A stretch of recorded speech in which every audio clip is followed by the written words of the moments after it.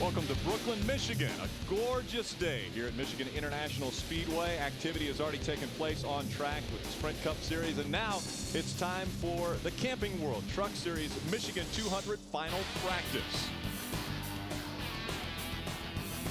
Just over 70 degrees here in the Irish Hills area of Michigan.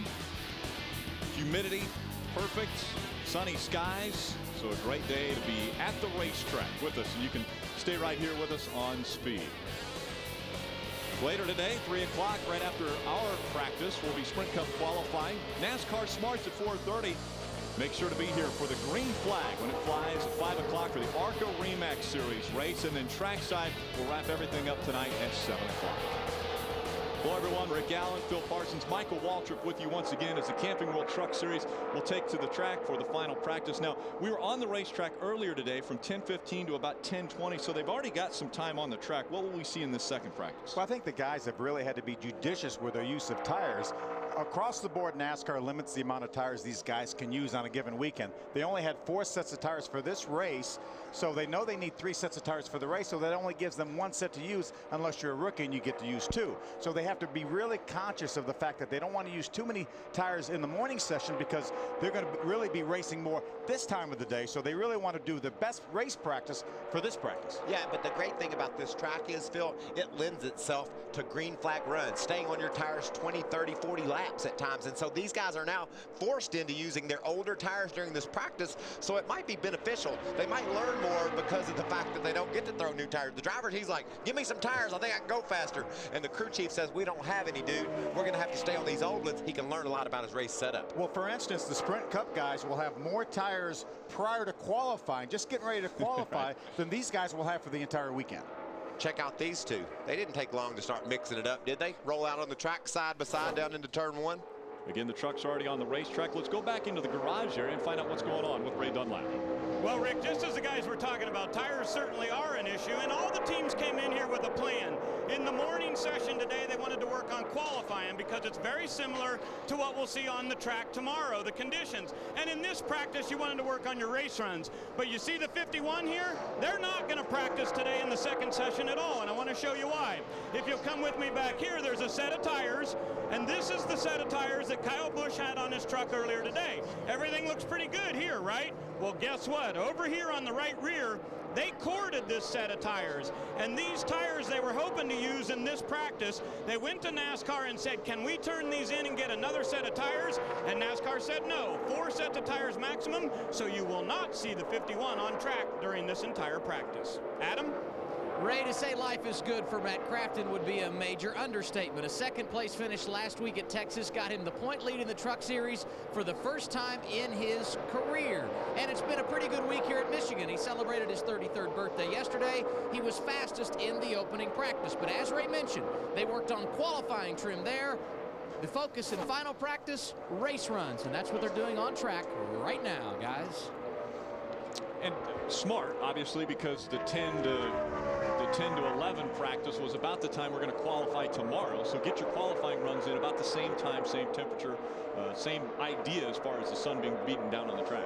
Check out these 3, Phil. They've been at it ever since they dropped the green flag for this practice. Yeah, they were. Mike Skinner and Ron Hornaday just a few moments ago were side by side going down in turn number 1. Colin Brown, who had just come on the racetrack, was trying to get with these guys, and that made a 3-wide situation for just a moment there. Let's take a look back, Mikey, and watch this, Rick, and see what they got when they got down to turn number 1. This is Skinner on the inside, Hornaday on the outside. You see Colin there, left of your screen for just a moment right there. Watch Hornaday.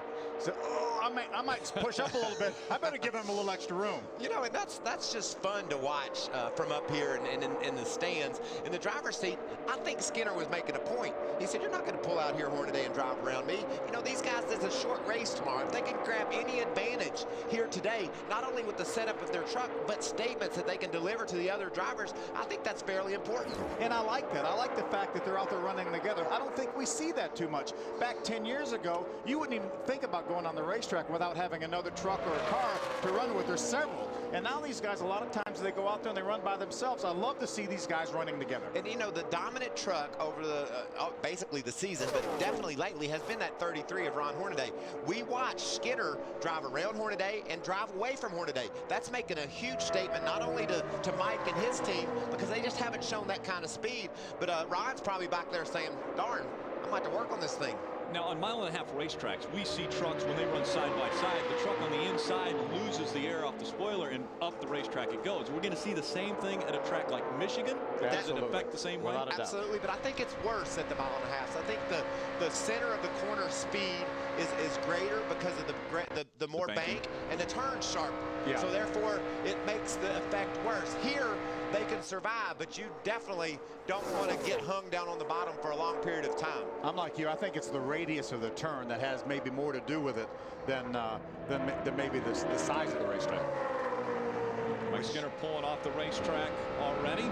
Again, we think we'll see limited amounts of time on the racetrack because of the limited amount of tires that each team is given for the weekend. David Starr, they're cleaning his truck up. Maybe he'll be back out on the racetrack.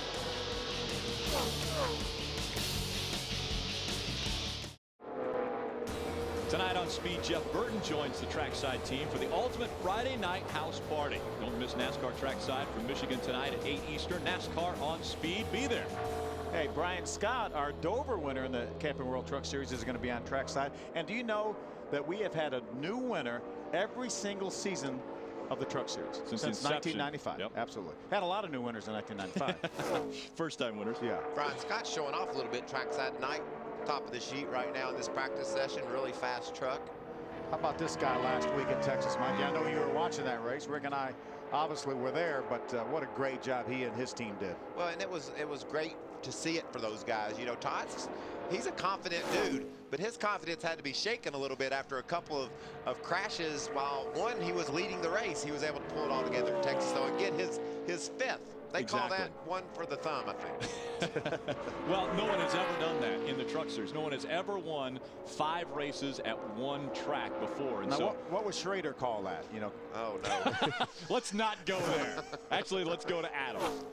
And let's talk a little bit more about Todd Bodine and the fact that they are using tire management to their advantage this weekend. In the first practice session, only 8 laps, and that was by design, so they could save tire wear for this final practice when we will be in conditions much like what we will see in the race tomorrow. Todd doesn't have the truck exactly where he would like it, something they will continue to work on over the course of the next 90 minutes or so. Ray?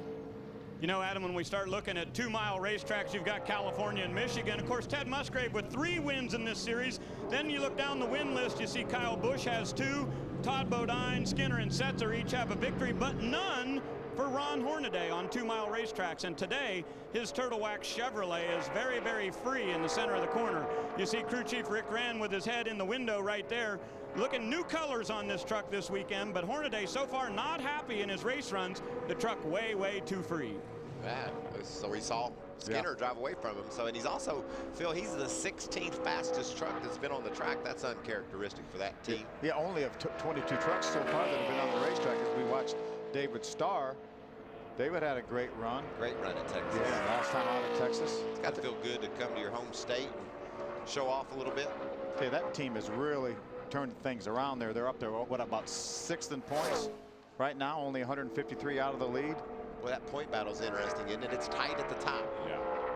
It normally would be all year long, and when we get to the final race, they'll decide it probably on the last lap. Maybe on the last lap, exactly. And it could come down to the difference of about 1 3/8 inches. Which is, I guess, the difference we had here a year ago at this racetrack as far as winning this race. Man, if you didn't see that race, what a great finish. And Michigan always lends itself to exciting finishes, whether it may be an economy run on fuel. But this time, it was 2 guys that didn't want to say no. It looked like Eric had the race won, and then Johnny made a move on the inside, and well, Johnny's got one, and then Eric fought back. What a terrific job! That was an incredible race.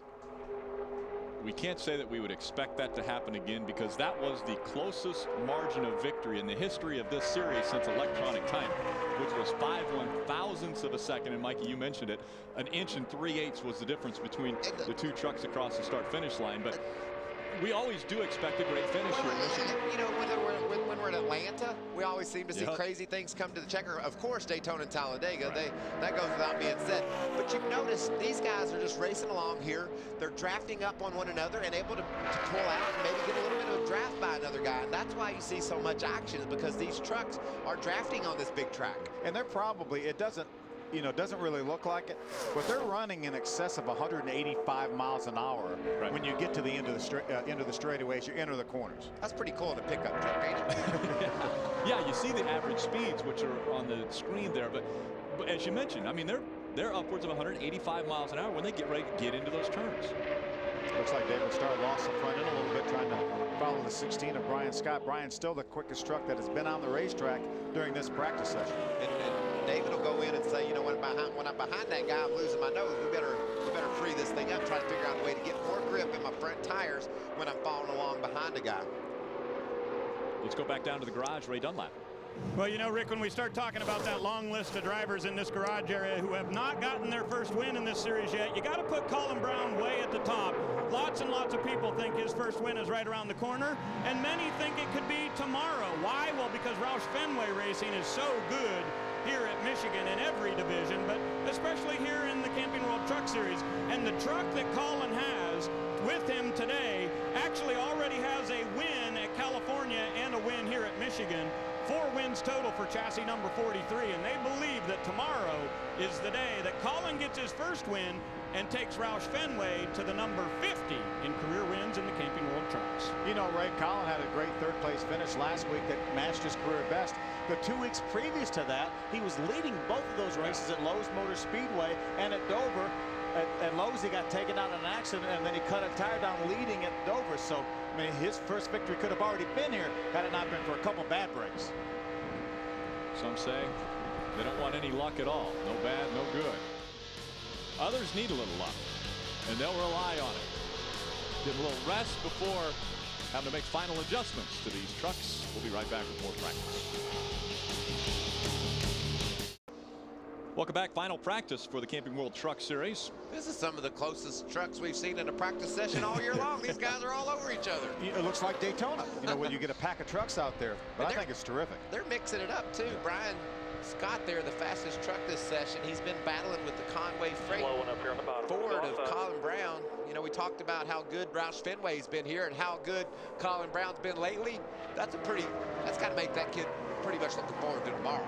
And in the first practice, I was watching Colin Brown. He was out on the racetrack the same time Kyle Busch, and a lot of times we use Kyle as kind of the yardstick as far as how you measure up. Pretty much any series. Yeah, that's true.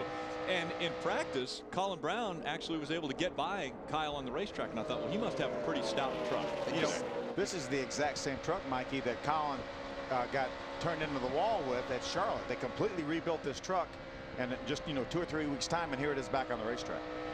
Double A. About how the guys are mixing it up on the track right now. Brian Scott, of course, leading the pack, but his crew chief Jeff Hensley said be very selective in who you're running with on track. When you have a truck as good as they have, the last thing you want to do is throw it away in final practice. It's pretty good advice because, we've run a number of races this year, and right now Brian and Jeff know who they are comfortable racing with. There are some drivers, and it's not necessarily just drivers that maybe don't have the same amount of experience as other drivers, but there are certain drivers that you don't mind going out there and you trust them, and there are other drivers, quite frankly, Mikey, that you don't. Yeah, you also take James Busher, for example. He's done a great job getting his legs up under him, learning how to race these trucks, learning how to run at the front. But this is a different atmosphere. You know, this big track here at Michigan, it drives a whole lot different than even California, supposedly its sister track. This place is a lot different than that. It's just a unique racetrack. So you want to make sure, James is going to be up in there gouging and running with you. You want to make sure you understand that he hadn't done this a whole lot. Give him a little bit extra room, even though he's a great race car driver. Ray Dunlap. Well, Rick, I just want to add a little bit to what Adam was saying. When you're talking about the 16, I'm sure they're going to be checking to see if he's racing with the 5 of Mike Skinner. We did not document at the end of our broadcast last week, but after the race was over, Skinner had some choice words for Brian Scott. He was not happy with the way he had raced him on the track, and Hornaday's in trouble. Sideways for Ron Hornaday. It looks like no contact as of yet. Whoa, everybody had to go up around him. Yeah, he was right in front of that big pack that we were watching. The left rear tire was flat when he was sideways. I don't know if that maybe that caused this accident or that maybe came after the accident, but you can see the left rear tire now right down on the wheel. I believe that thing must have been flat to cause him to spin. That's what I would guess. It's in a lot worse shape than the other tires, and normally the left rear wouldn't be after a spin, you know, right. So evidently something was wrong with that tire. And because of the sides of the track, we have inner liners here. So a tire inside of the tire. That's why he still has something on that truck. You can see the treads off of it too there. Yeah, very, very fortunate for Ron Hornaday. He's going to take his time getting back to pit road because he doesn't want to tear the rubber off that tire. Watch this truck as it. Oh, he knows right now something's wrong. Right. Yeah, Matt Crafton did a nice job avoiding it, and Ron Hornaday did a nice job not letting that truck. You know, typically your truck will slide up to the outside wall, but Ron did a nice job. Watch him. He's still driving it. He's still not convinced he can't keep it going straight. Yeah, the whole time. You see, watch him get back in the throttle. Need a little gas here to try to get it back down away from the outside of the racetrack. That was a slow spin in that turtle wax truck. The turtle spin. Yeah, kind of. So now he's split the Ron Hornaday heads back into the garage area. They'll have to obviously take a look at that left side tire, find out what happened. Flat. Welcome back. Michigan 200 final practice slowed for just a moment as Ron Hornaday got sideways coming into turn number 3, and it was because of a left rear tire that had gone down.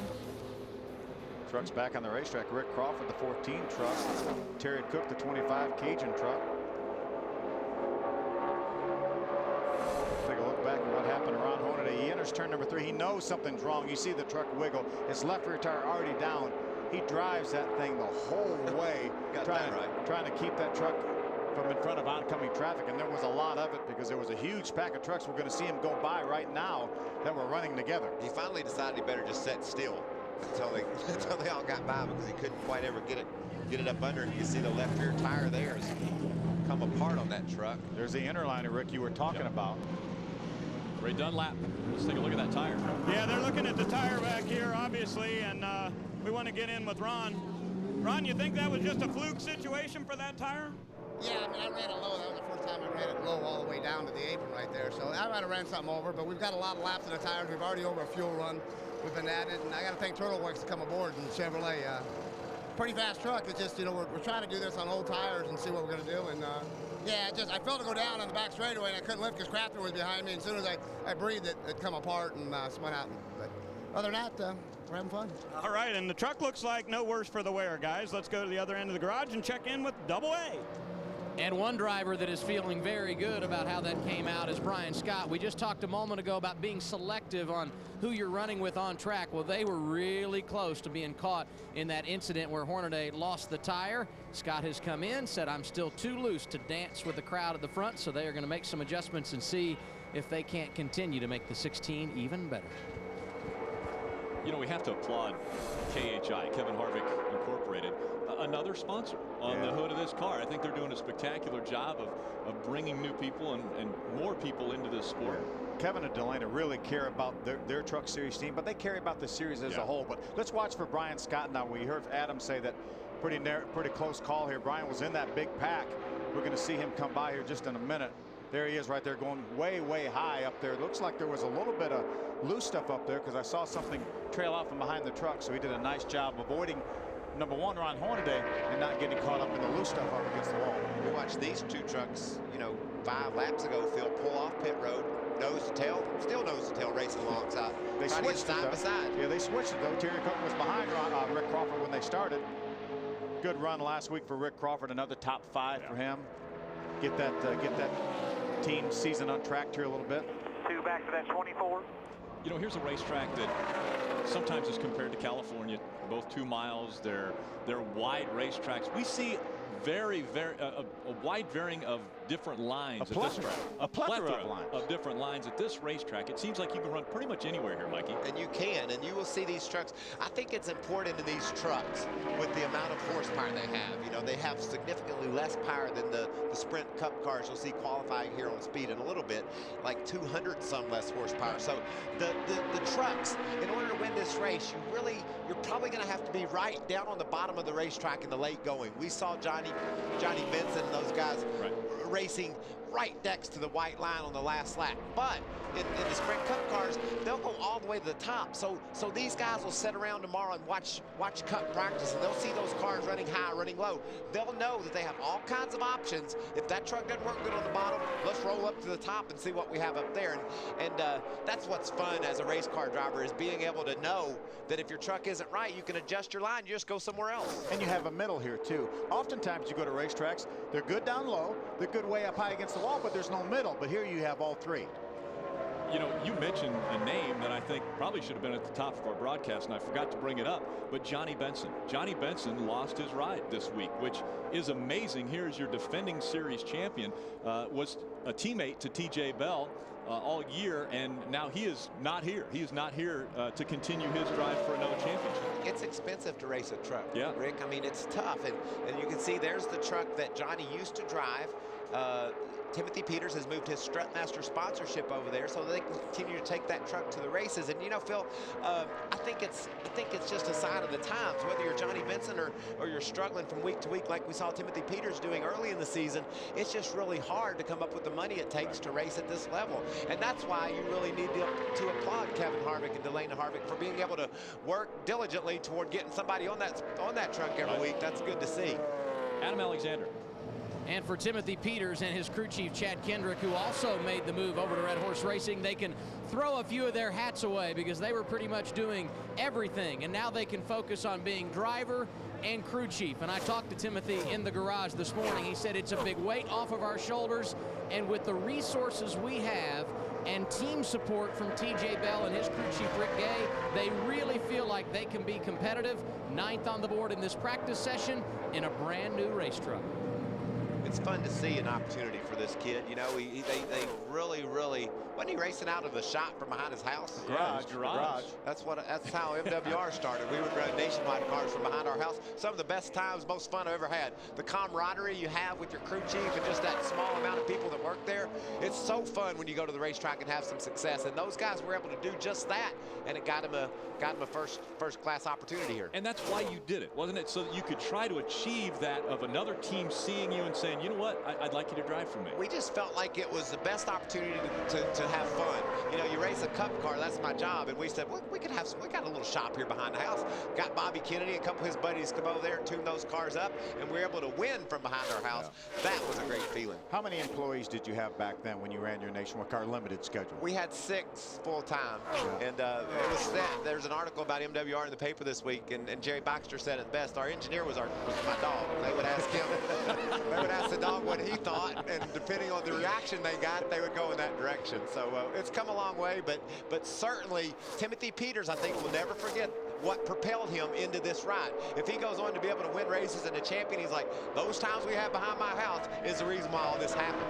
And as you mentioned, so much fun, because you can't hide from each other. When you have a 2,000 square foot garage, you really can't hide from each other. Man's best friend, your engineer. Yeah, he was good over that. That's Beavis. Wes' heart. Mike Skinner continuing to run laps on the racetrack. Todd Bodine's got the truck up on the jack right now as they are waiting out for practice.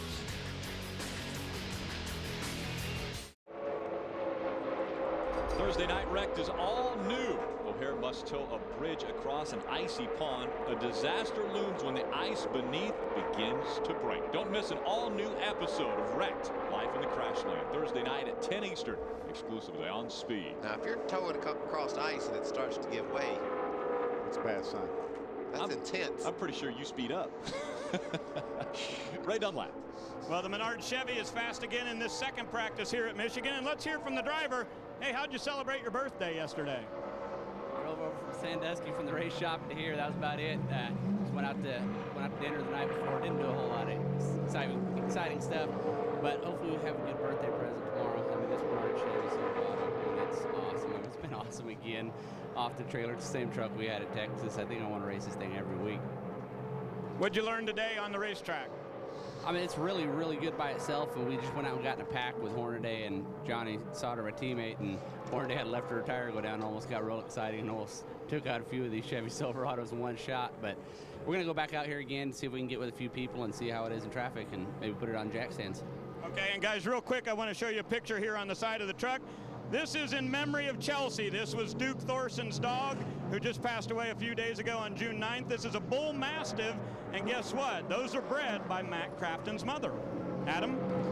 And here is something that is becoming more and more common when you talk about the Camping World Truck Series. This ThorSport racing team with 2 trucks running at the front. We've seen it the last 2 weeks, both finishing in the top 10, and here we are in practice. Same situation. Johnny Sauter's been very, very good in that 13 machine. They've got the same vehicle here this week that they ran last week, where they were on the pole and finished in the top 10. And guys, the results are similar. You talk about an organization that is gaining ground and coming together, and the proof is in what you see in the results. They are having a time of late.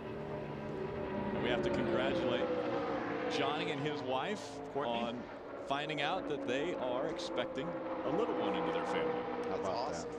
You know, we talked to Matt Crafton, who is obviously the teammate of Johnny Sauter, and you know that team, it really has it going. Kevin Harvick Incorporated actually does the bodies on those trucks, and have the same engine, same power plant. Pro Motor does the engines, so that's why, you know, that whole combination for that Fun Sand truck and the Menards truck are why those trucks are running better. They have great bodies by KHI, and they have great power by Pro Motor, and they've got 2 great drivers wheeling those things too.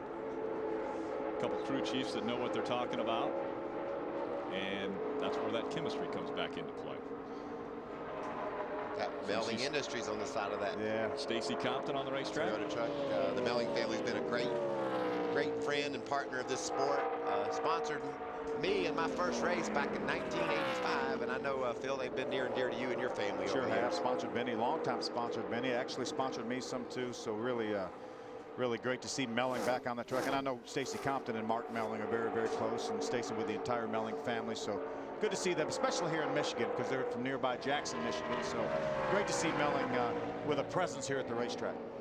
Stacy's 14th on the chart so far, but I'm watching his lap times, and he's averaging some good times late in the run here. Check out this pattern. Yeah, here's a couple guys that are actually going to be running a race in about 3 hours. They will be involved in the ARCA REMAX Series race, which will be right here on Speed. But Brian Eichler and James Busher, actually 2 probably of the favorites going into that race today. So certainly among the favorites. Anyway, James Busher's 2 for 2 this year in ARCA REMAX competition. 1 Daytona, 1 an earlier race at Kentucky. Brian Eichler had a top 5 at Kentucky, the one that James Busher won here just a little while ago. And Brian Eichler was actually 2nd quickest in our first practice session in this Samsung Instinct Toyota for Billy Ballou. Brian Eichler will be making his 5th start tomorrow in the Camping World Truck Series. He's got a career best of 5th that happened in Kansas in his first start, driving for Billy Ballou. We'll be back with more practice from Michigan International Speedway.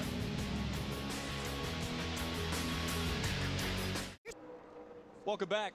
Final practice for the Camping World Truck Series continuing. Again, qualifying will be held tomorrow morning, so this will be the last time they're on the track today. Then they'll get back for qualifying tomorrow, and our race is tomorrow afternoon. We're right along with Mike Skinner. Let's see how little he's out of the throttle as he enters turn 3 here. Rolls out a little bit, gets it down to the bottom. Pedals a little bit down there. We were listening to Matt Crafton during the commercial break, and it sounded like he was able to use a lot more throttle. You might want to check the gauges while you're up tight to somebody and just see how that is. Matt Crafton's got a clean racetrack in front of him. Absolutely, yeah. He's got a lot of aero downforce on that truck. Generally, you lose the nose a little bit when you follow another truck. That's maybe sounded like what happened to Mike. He dives to the bottom on Chad McCumbee and drives up beside him. That's a good truck. That 5 truck looks real good in this practice. It really does. And when we talk about pedaling the throttle, that means he gets back in the throttle, maybe not all the way, backs off a little bit. He feels something in his seat, in his arms, and in his rear end and his shoulders, that the truck is going to lose some grip, whether it be the front or the rear. Now he barely lifted, if at all. Matt Crafton, clean racetrack ahead of him. He was able to leave the throttle down 90% all the way through that turn. Let's see if he can do it down in turn 1 again. Check out this ride.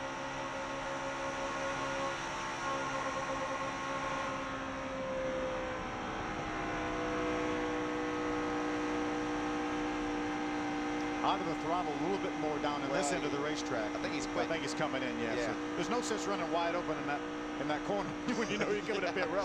It definitely was a plus there for minute, but then it just started giving up, slide the nose a little bit right there. And that's why you hear the pedaling. You see it definitely started to slide the nose. That's why you pedal. We get in the throttle and you feel the front end lose a little grip, and then you'll back off a little bit until that settles down. And you do that possibly several times throughout that corner. Let's go back down to the garage and Ray Dunlap. Well, guys, I want to pay off the tire story here for this Turtle Wax Chevy and Ron Hornaday. Hornaday is back in the truck, and Rick Wren has told him, I want you to go out and run a couple of laps just to make sure there was nothing wrong with this truck. So realize set number 1 of tires was on there. They lost that left rear. NASCAR has not given them any more tires. So Hornaday will be using set number 3 of tires right here on the truck now. They'll run just a couple of laps to make sure it's okay. And then tomorrow morning, they'll qualify on a set of stickers. So Hornaday in a situation here where they got to make sure that this truck is okay. They're going to put a couple of laps on this set of tires. Adam? When you look at the Rookie of the Year standings in the Camping World Truck Series, Ray, Johnny Sauter's name is at the top, but you kind of have to put a star beside his name because of all the experience in the Nationwide and Sprint Cup Series. Right behind him, Taylor Malsom, a true rookie, a youngster out of Seattle, Washington. And you talk about a kid that has adapted to NASCAR very quickly. He has done it. Only one finish outside the top 15 all season. They are mocking up his truck, going to go out and make a Q run. They feel very good about their piece this weekend. And his crew chief, Doug Walcott, has worked with 8 drivers over the course of the last 2 years, 7 of them rookies. I asked him, is Taylor the best? He said, he's pretty darn good. This truck's running a real high line on the track. I feel he went down in 1-2, and I thought he was going to leave here. Right out next to the fence, you can see he's middle of the track there. Like you said, there's plenty of grip everywhere. Whether you want to run low, high, or middle, you can do it here in Michigan. Chris had a top 15 finishes last time out at Dover. That was his best career run. He hasn't run a whole bunch of races, but had a nice 14th place run at Dover. Wasn't it fun to see him up in there too? He didn't just he raced his butt off to get that top 15 finish. Good job by Chris up there at Dover. You have no idea where the talent's going to come from. Nope. I mean, all of a sudden we'll see guys here that maybe we haven't heard a whole lot about. They get in some good equipment, and bam, there they are running up front. Yep. Who knows? J.R. Fitzpatrick, he's driving the 4. He might be one that makes a name for himself in this series. Oh, he will. That kid can do it. I really like his talent. He's got him obviously a really fast truck there he's driving. That's the second Kevin and Delana Harvick out of the KHI stables. That's the truck that he will share this year, obviously, with Ricky Carmichael, who will run that truck a number of times throughout the remainder of the season. Final practice continuing here on Speed from Michigan International Speedway.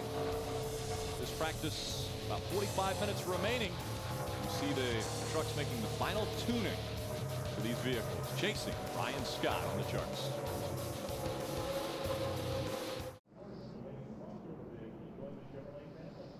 Welcome back. Michigan 200 final practice continuing here on Speed for the Camping World Truck Series. Actually slowed once again. This is the second time that we have slowed the practice down because NASCAR wanted to take a look at the racetrack, make sure there was no debris out on that track. Sunday on Speed, NASCAR race day marches into Michigan. Before the action heats up on the track, be there as Tony Stewart and Ryan Newman discuss the phenomenal first season of Stewart-Haas Racing. NASCAR race day built by the Home Depot, live Sunday at 10:30 a.m. Eastern.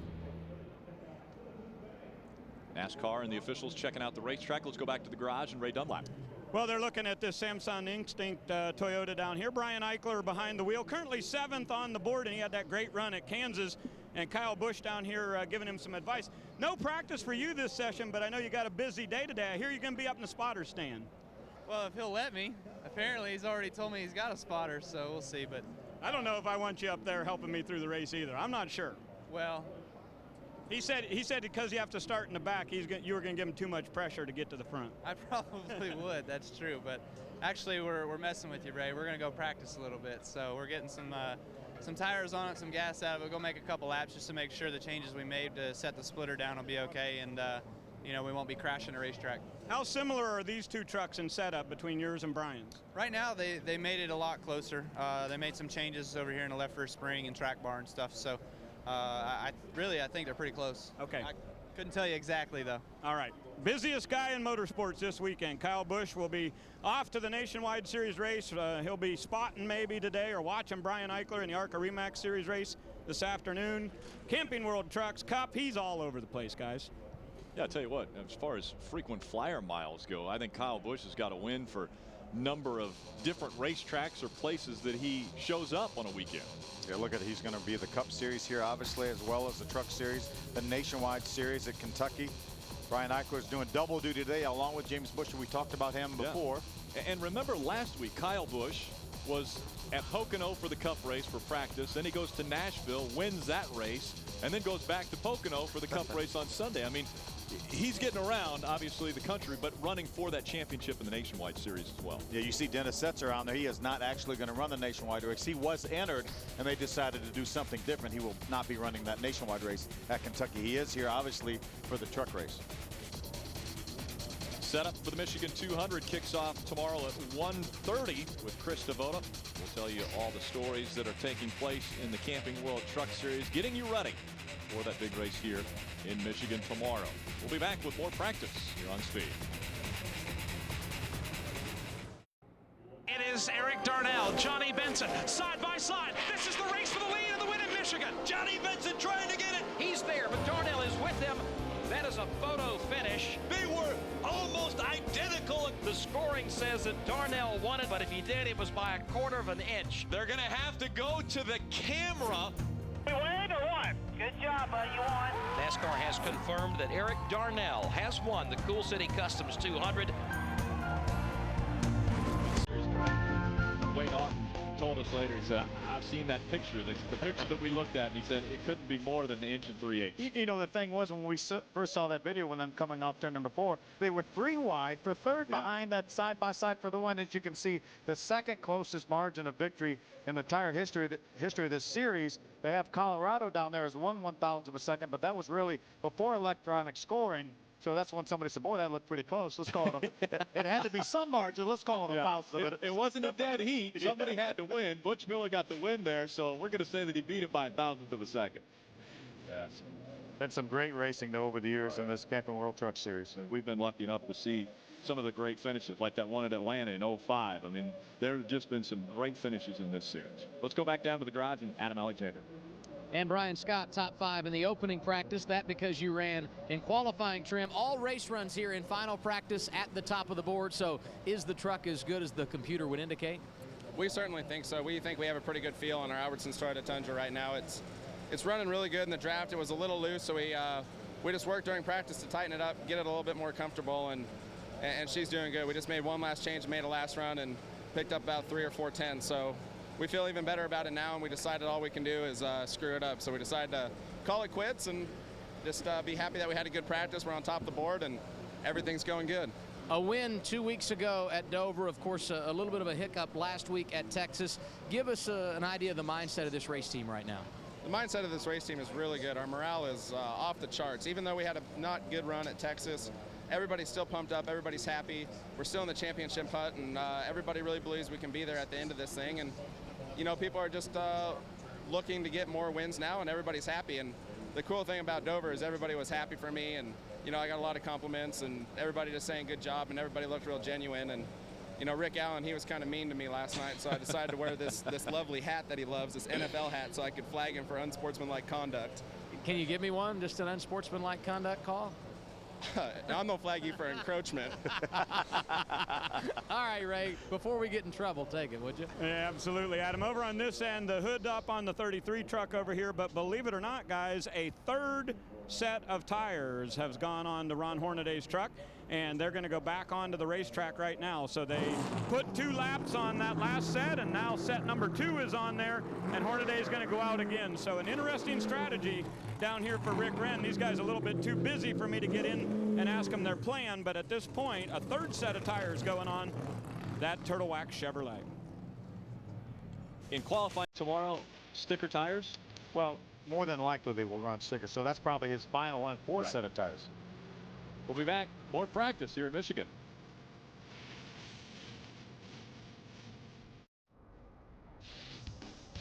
Kyle Busch strapped back into the 51 Toyota Tundra. He'll make his way back out onto the racetrack as final practice will continue here momentarily. Still no trucks on the racetrack as the officials are checking to make sure there is no debris on the track, and it looks like there's only one more safety vehicle that is out there right now. Still looking for any debris or something on the racetrack that would cause any of these tires issues. Giving the track a good sweep, and they're got the jet dryers out blowing the turns, so a little bit of a break here for these guys. The trucks are returning to their holes behind the wall. Should get going here momentarily. And one of the safety vehicles makes his way off of the racetrack. Later today on Speed, you'll want to stick around. Great racing in the ARCA Remax Series. They will battle it out. 5 o'clock, the green flag for that one. The setup tomorrow for the Camping World Truck Series kicks off at 1:30 with Chris Devoto, and then the green flag in the air just after 2 o'clock for the Michigan 200.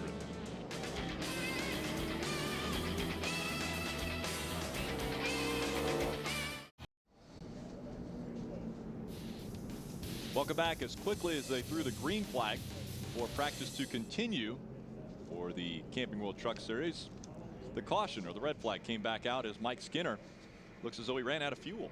Just coming off of pit road and getting up to speed in turn 1 and 2, he just never got up to speed. Well, it might have been a situation where they wanted to see how much their fuel cell would hold, because you go out on the racetrack, that's really the only way you know. You can drain it out and fill it back up, but the only true way to know is to run it out on the racetrack, and that may have been a situation where they were trying to do that. But you know, they also could have had ignition trouble or something else. Yeah, could have been a number of things.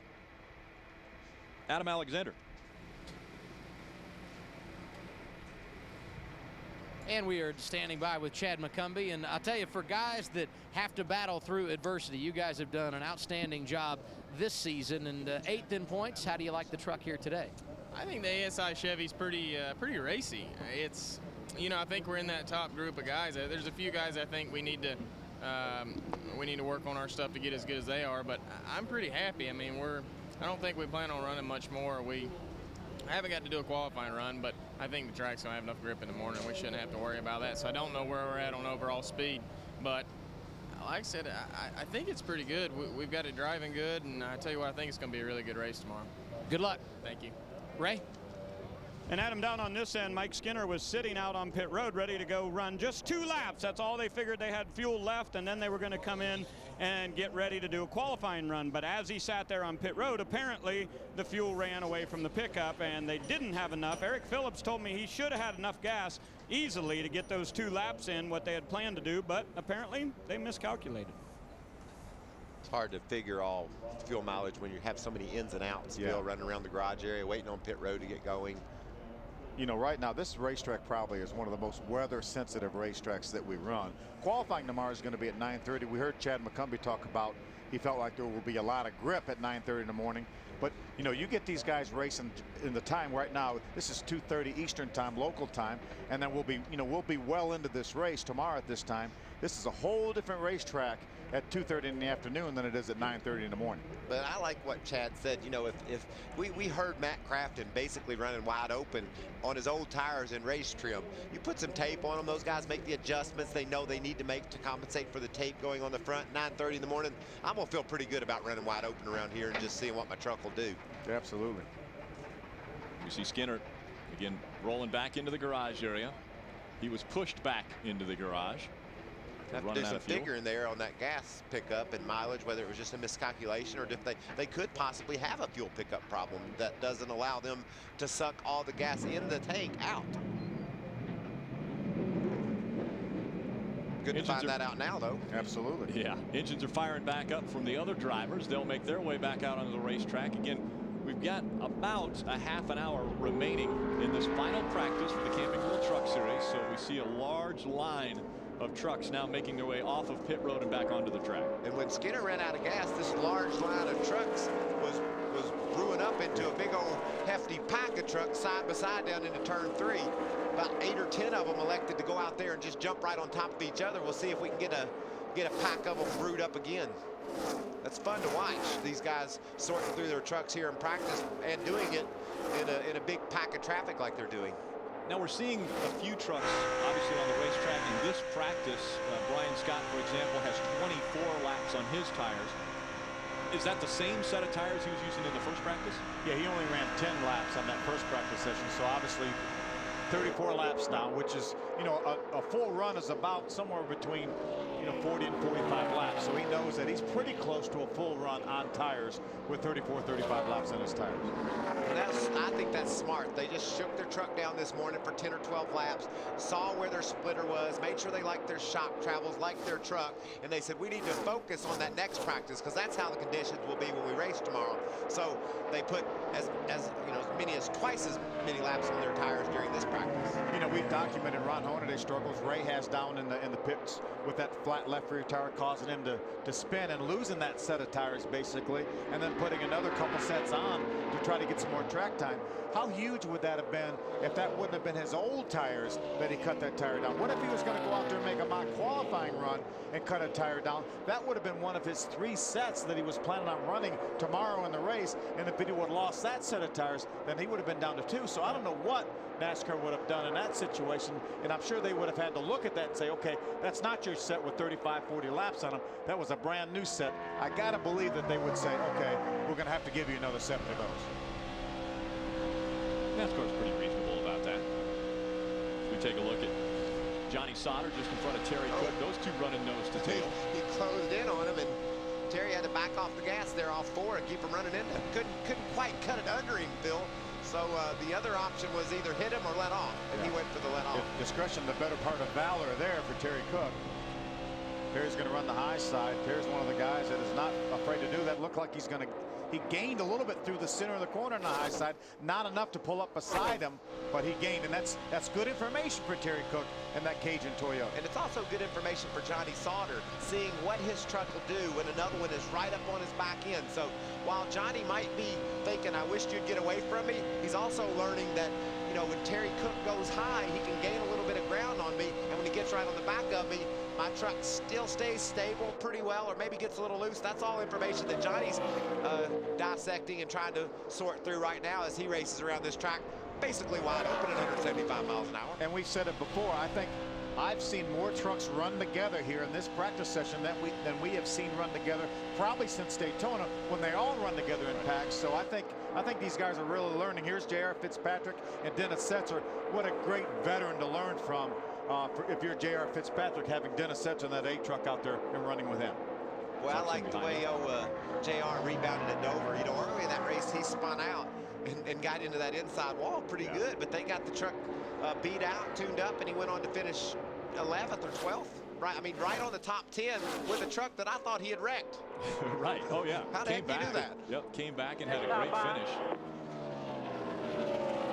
And Setzer and Fitzpatrick running nose to tail, and we see this more. Mikey, you touched on it earlier, and Phil, the fact that there's 200 less horsepower with these vehicles, so aerodynamics does come into play quite a bit in the Camping World Truck. Absolutely, because these trucks punch such a big hole in the air. That's why we saw Terry Cook close up so much when he was racing with Johnny Sauter. We'll be back. More practice here on Speed.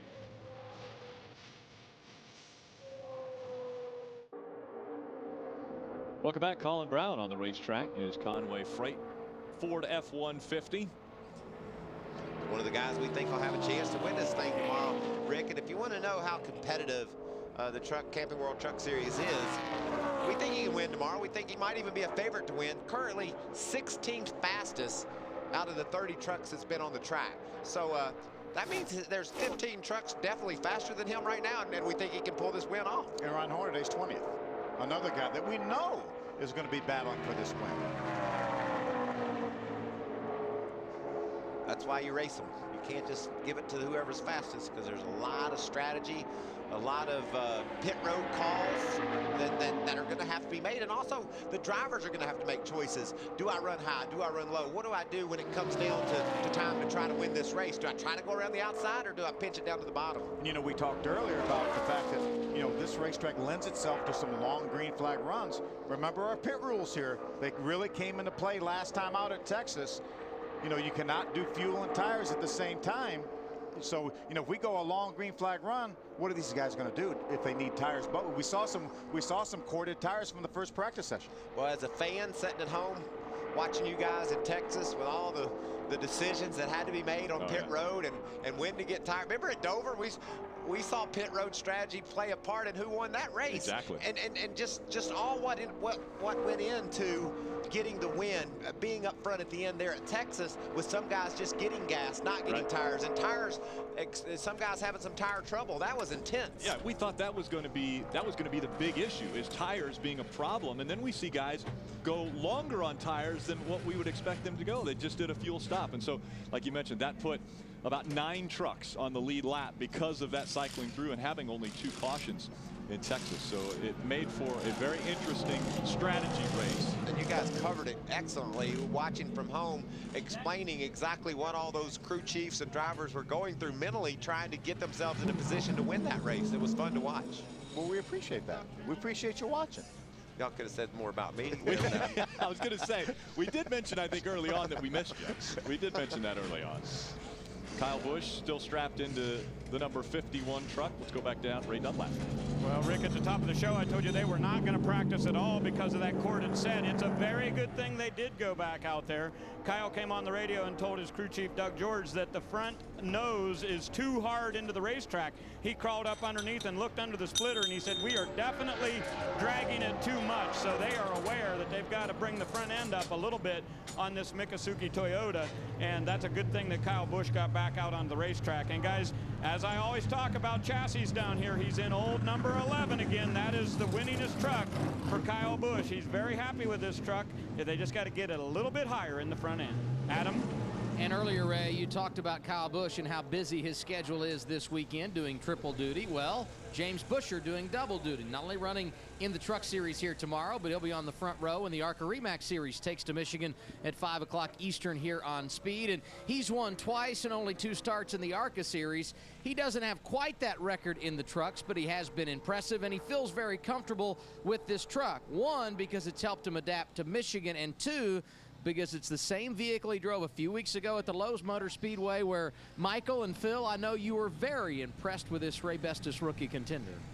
Have been all year, Adam. Really has done a nice job. And just about every time on the racetrack, top 15 finish for James Buescher. Well, first time I ever heard of him, wasn't a couple years ago, he won that ARCA race down in Florida? At 16 years old, the youngest driver ever to win an ARCA REMAX race. And then he returns to Florida a couple years later and wins down there in Daytona.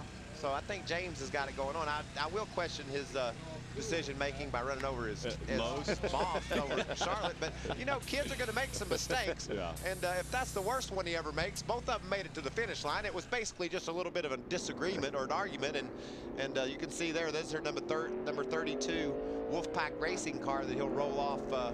Is he on the front? Yeah, on the front row for the ARCA race here in a little while. And that's the same team that we saw Scott Wimmer run at Dover in a truck, Wintron Racing. So we'll see that truck some more this year, hopefully with out of Wintron stables. Again, that ARCA REMAX Series race kicks off this evening at 5 o'clock. Justin Lofton, James Buescher making up row number 1. The field was set by owner points because they have had their 4th qualifying rainout in a row in that series. So the big point getters are all starting up front. And then tomorrow, the setup with Chris Devoto at 1:30, and the green flag for us flies at 2 o'clock.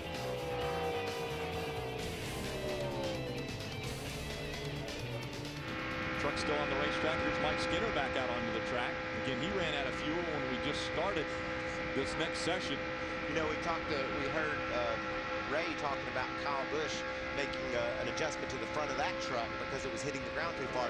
That's a delicate balance, Bill. You want the front of that truck as low as it can be, and you want those springs generally as soft as you can get them for grip, but you can't let that splitter bounce off the road. So how do these teams science through figuring out, okay, I need to be this soft, but I can't be that soft?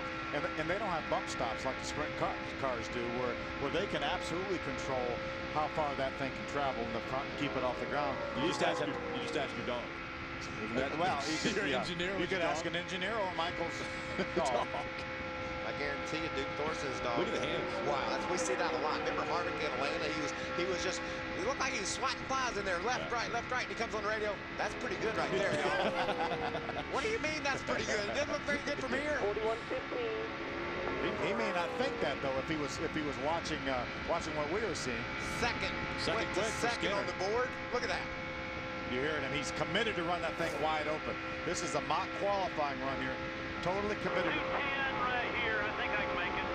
That's the water jump. He's letting his crew chief know. Eric Phillips said it's 210 degrees. He knows it's going to completely come up because he has probably no air going into that truck. Oh, wow, he was all the way sideways there, but I never heard the bottom. I know he doesn't lift. The guy doesn't lift. Never checked out. We were with you, Mike. Oh, my goodness. And ran faster that lap. 240 at the line there. About a tenth of a second. Too loose. Yes. That's what his hand said, too loose. That was fun. We were live. Wow. We were almost involved in an accident together. I was taking a deep breath. But there we saw and we rode along with and we heard he never lifted. That's the commitment these guys have to make if they want to be up front. They know they've got to keep the pedal down. And if he was just able to work his way through that little slip, he went all the way to second on the board, just over 100th of a second off the fastest truck here, and he got dead sideways. That hurt his momentum for sure, hurt his time for sure. So now it'll be a balance of how much they tighten it up. Watch this. And that may be one reason that he's won about 215 poles in this series. He wins a pole about every start. Actually, I think it works out about every fourth race. Oh, yeah. I knew it was pretty good. It's amazing. My statistician let me down there. I think he went to get something to eat. No, not during the show. He went not possible. Couldn't be. Mike Skinner bringing his truck off of the racetrack now. Again, a mock qualifying run just concluding for Mike Skinner. Let's go back into the garage and Ray Dunlap. Well, Rick, I just realized there's lots of differing strategies down here in the garage. Some guys on those Q runs, a few that aren't. Todd Bodine has not done a Q run, and the 6 truck of Colin Brown has not done a Q run. Mike Beam just told him on the radio, don't worry about qualifying. That's not what we came here for. We came here to win this race. Get this thing driving where you're really happy with it, rolling through the center of the corners as fast as you can. So they're not worried about qualifying. Colin Brown, Todd Bodine, 2 guys down here that are just worried about getting a good truck for the race. Colin Brown is an excellent qualifier. Typically qualifies in the top 10. I will bet more than likely 80–90% of the time in all his Truck Series races he's been in the top 10 qualifying. And you always have to look at that 6 truck or a Roush Fenway truck. When we come to Michigan, they just seem to really rise to the occasion when we're here in the backyard of their manufacturer. Really important for Jack Roush to win here in Detroit. Definitely. Brian Scott still on top of the charts.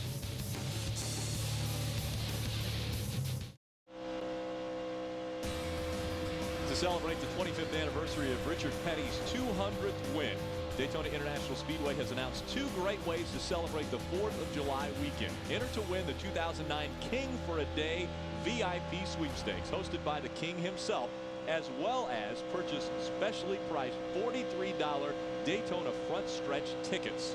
For more information on both Daytona promotions, visit speedtv.com. You know, that was the King's number, 43. I wonder if that's why they went with a $43 ticket. It's probably coincidence.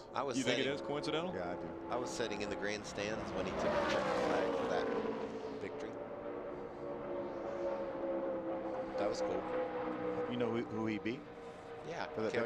Yeah, where'd Cale finish? Third. Cale forgot the race was. He forgot to finish the race. He was so disappointed that that he didn't win. He pulled in the pits. Yeah, that was before, obviously, we had green white checkers, so they finished that race under caution. Right. Who else has done that before? Mark Martin. Yeah, where at? Bristol. Who won? David Green.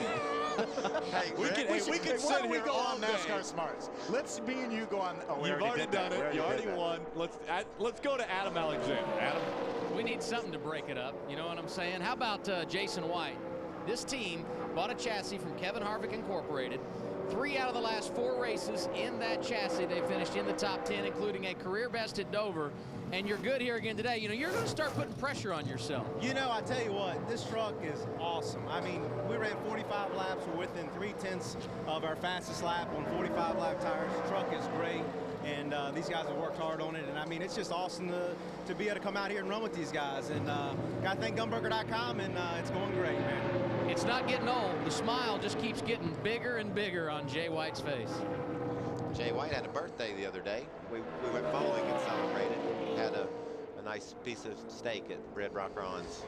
I love his enthusiasm. Jason White. It's infectious. I mean, anybody around him, whether you're at the racetrack or you're at the bowling alley talking about racing, he's the same way. I mean, just totally intense and totally geared up about getting a race. He loves it. I love that about him. Yeah, always has a smile on his face, too. I love Jason and his whole attitude and demeanor about our sport. Yeah, passion for this sport. That's Brian right. Eichler. Passion, you see it in these guys. A kid like Brian Eichler, just think about, I mean, he's got to be so enthusiastic about what lies ahead for him. I mean, he's proven he can get in these trucks and go out and run with them right off the bat. That means he's thinking trucks for a few years, maybe some nationwide. I'm going cup racing one day, and that's what everybody wants. Everybody wants to be able not only to race a cup car, but to win in a cup car. And when you see it might be out there for you, you're just so focused and so driven toward it. Well, and some people are inspired by guys who have gone this path. David Rudiman, who just got his first cup win and started right here in the truck series and moved his way up. I mean, they're inspired by those stories and know it can be done. How about Carl Edwards? Carl Edwards, another great one. Great story that Greg Biffle was seen by Roush Fenway Racing and has progressed right up through. And you mentioned, yeah, Greg Biffle. Greg Biffle trying to win a championship in the Cup Series to round out the trifecta. He's been close. He's been second. I'm just glad these guys have the Mike Skinners and Johnny Benson, some of these cats that have, you know, Dennis Setzer, Terry Cook. They've raced this series for a long time. They've been in NASCAR for a long time, and those guys are right there in the trenches with them, battling for wins. You know, they got some really cool people that they can look up to and learn from and watch how they conduct themselves. And I think that's important for young guys to see veterans out there like Skinner still winning poles in every other start, or what was every fourth start. Every fourth start. Welcome back, Russell. Glad to see you. About every fourth start he wins a pole, and he's gonna be a guy that can win this race tomorrow afternoon. And you know, Brian Eichler's gonna have to go and James Busher, they're gonna have to try to figure out, and this cat Taylor Malsom, how to beat those veterans that have been doing this since the series started. And another guy we've already talked about, a favorite or one of the favorites here at this racetrack, is Colin Brown. Right now he's standing by with Ray Dunlap. And Rick, you guys were talking about Biffle. He won the first two races here at Michigan back in '99 and 2000. Then we've seen Travis Quapple and Eric Darnell on the list. Those are all winners for Roush Fenway. Are we going to add Colin Brown's name to that list tomorrow? Man, I sure hope so. These number 6 Conway Freight Ford F-150 guys have been working really hard back at the shop. This is the truck we actually ran at Charlotte and got in that wreck with Kyle Busch. So those guys did a great job getting it fixed back up. Big thanks out to them for getting this truck ready to go for here. And so far, I think it's a pretty good truck. You know, who knows, not really running around that many trucks, but we'll keep our fingers crossed. When you look at Roush Fenway's record on 2 miles, Jack's got 6 wins on this kind, 4 at this track. Any extra pressure? Well, I think there is. You know, having him in the backyard, obviously Ford Motor Company's from here. Our sponsor, Conway Freight, they're from here as well. And just the list that you just ran through of all the guys that have won here, I think puts a little extra pressure. You know, having Roush Yates built Ford engines is always a good thing in these trucks, and I hope we can put it together tomorrow. Okay, we wish you good luck. Tomorrow is 35th start. Colin Brown, one of the guys you'll have to watch tomorrow right here at Michigan. You know, I was talking to Mike Bean, Colin Brown's crew chief in the garage area, and obviously Colin had such a great run at Texas, tied his career best, finished third. That was a brand spanking new truck they had there. They came home and finished third now in that race and just about cut the whole body off. They just felt like they can make that truck better with the stuff they've learned, and they will rebody that truck from the door tops down and try to make it better. Saw Andy Funstein on the racetrack now, the 21. Mark Mitchell out on the racetrack running a few laps in his Dodge Ram.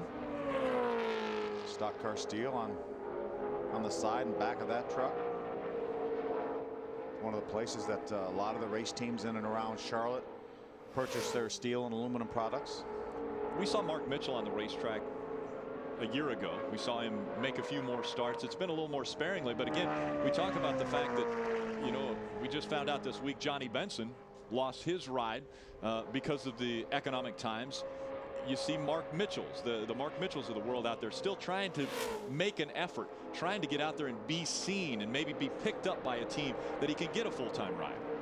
It's so difficult to, you know, it's not like a stick and ball sport that you can, you know, if you have a bat and a ball, you can learn how to play baseball. If you have a football, you can learn how to throw and catch a football or whatever. And this is a sport that unfortunately takes a lot of money to learn how to do it, even to get to this level. I mean, and this is one of the top series in all of the country right here, and we kind of take it for granted a little bit that, you know, this is the cream of the crop here. You know, these are some of the best drivers absolutely in the world. We've got Kyle Busch in this race, obviously tomorrow, and you know, he's won over 50 times now in the 3 major series of NASCAR. So it is so difficult to get to this level here, and once you get there, you want to stay.